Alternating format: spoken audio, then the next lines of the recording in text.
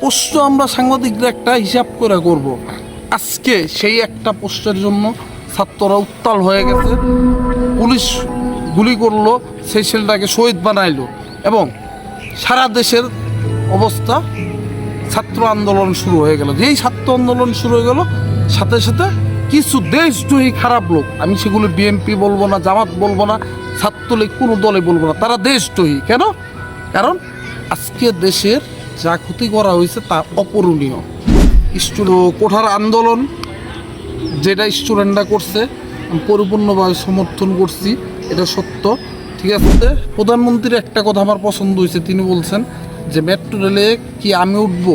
আসলে তো metro rail তো আমরাই উঠবো, তো আমাদের বাহন আমরাই পুরাই দিলাম, তো লাভ কী হলো? ক্ষতিটা আমাদের হলো দিন শেষে। প্রতিবন্ধী কোঠা এবং হিজড়া কোঠা বা তৃতীয় লিঙ্গের কোঠা এটা থাকার পরও হিজড়ারা বা তৃতীয় লিঙ্গের লোকেরা কী করে? রাস্তাঘাটে টাকা পয়সা উঠায় ফেলা। কেন? তারা ঠিক মতো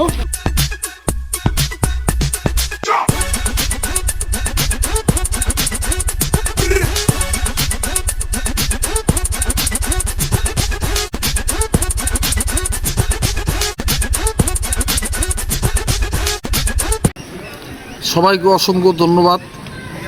আজকে আমি বরাবর ক্রিকেট নিয়ে আলোচনা করি, খুব কম রাজনৈতিক বিষয় বা দেশের পরিস্থিতি নিয়ে আলোচনা করি। আজকে একটা বিষয় না ভিডিও না করে থাকতে পারলাম না, যে গত কয়েকদিন আমি মানে কি কোন দিকে সাপোর্ট বা কি করা উচিত হয়েছে বা কি করা উচিত ছিল না, বা এ বিষয়ে একটু কথা বলতে চাই।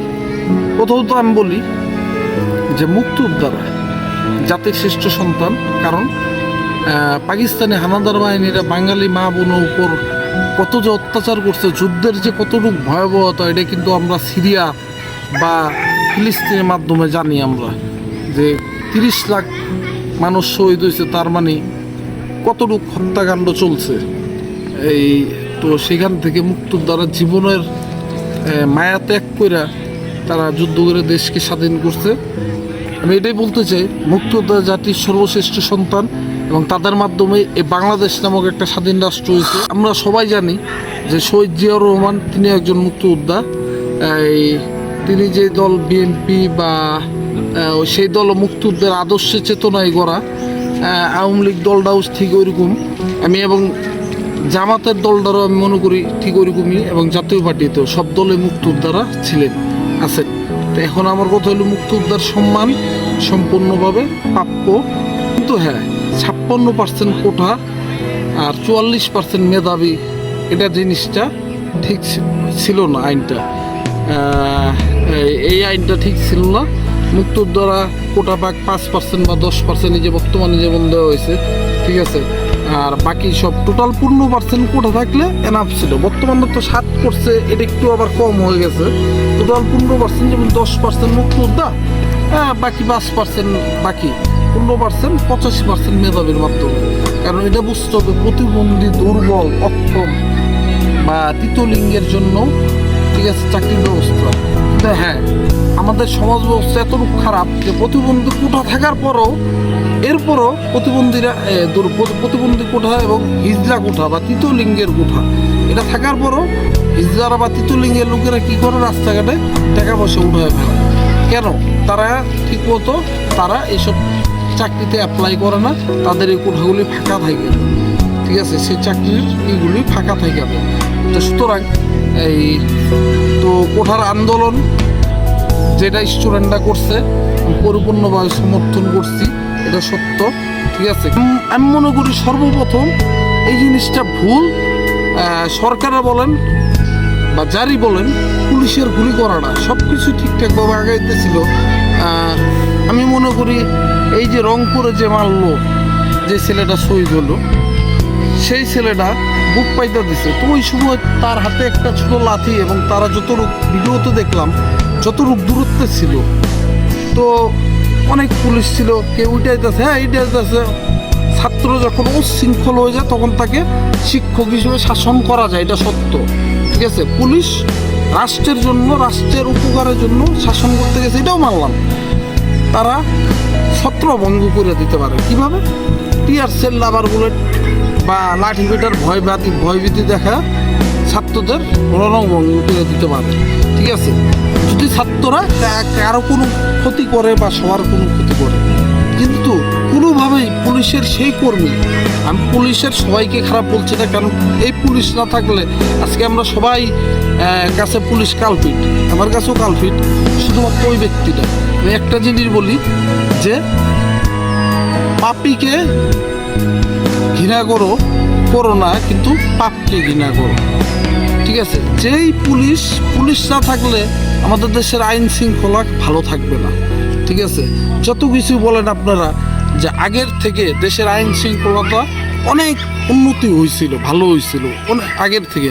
এমনও জিনিস মানুষ ডাকাতির জন্য, চুরি ডাকাতি ছিনতাই রাহাজানি, ঠিক আছে, সবাই কর্মসংস্থান ব্যস্ত হয়ে পড়ছে। তবে হ্যাঁ, পুলিশের সেই সদস্যতার ভুল হয়েছে, সেই স্টুডেন্টদের গুলি করে মারা, এটা সম্পূর্ণ ভুল। ঠিক আছে, এর জন্য তার বিচারের আয়ত্তাধীন হইতে হবে অবশ্যই। এই সাংবাদিকদের বিষয়ে আমি একটু কথা বলি, সাংবাদিক বা আমরা যারা কথা বলি তাদের বিষয় বলি, যে আপনারা কিছু কিছু প্রশ্ন একটু দয়া করে বুঝে শোনা করবেন। আমার কাছে মনে হয় যে মাননীয় প্রধানমন্ত্রী যে ওই প্রশ্নটা থেকে চলে যাওয়ার পর থেকে আন্দোলন শুরু হইল তুমুল দমে, যে সেই দিনে যে রংপুরের ছেলেটা শহীদ হইল, সেই দিনের আগের দিনের কথা। সাংবাদিকটা প্রশ্ন আমরা সাংবাদিকরা একটা হিসাব করে করব।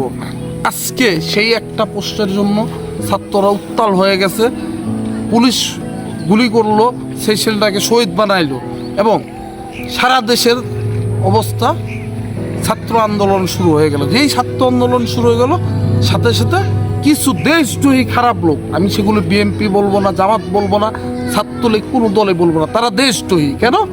কারণ আজকে দেশের যা ক্ষতি করা হয়েছে তা অপূরণীয়।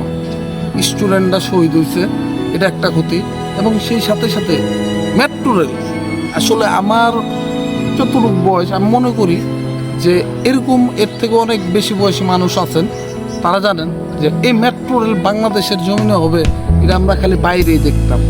যে আমার কাছে মনে হয় যে বাংলাদেশে যে হবে এরকম আমরা কল্পনা করতে পারতাম না।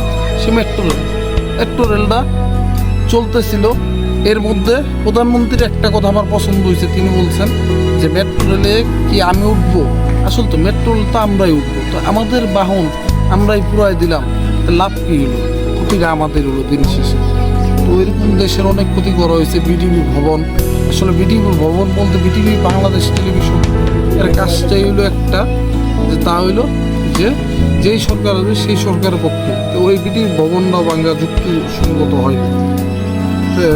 পরিশেষে এটা বলতে চাই যে আসলে দেশের এই উচ্ছৃঙ্খল পরিস্থিতিতে মানে এই দেশের অন্তত ক্ষতি করা বা নিজের ক্ষতি করা উচিত হয়, এবং এই অবস্থায় সবাই আশা করবো অতি দ্রুত সব কিছুর সমাধান হবে এবং ভালো হবে, এবং দেশ আবার আগের মতো উন্নতির দিকে আগে যায়।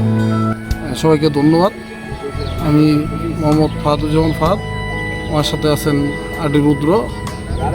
RF ক্রিয়েশন চ্যানেলকে সবাই সাপোর্ট করেন। ধন্যবাদ।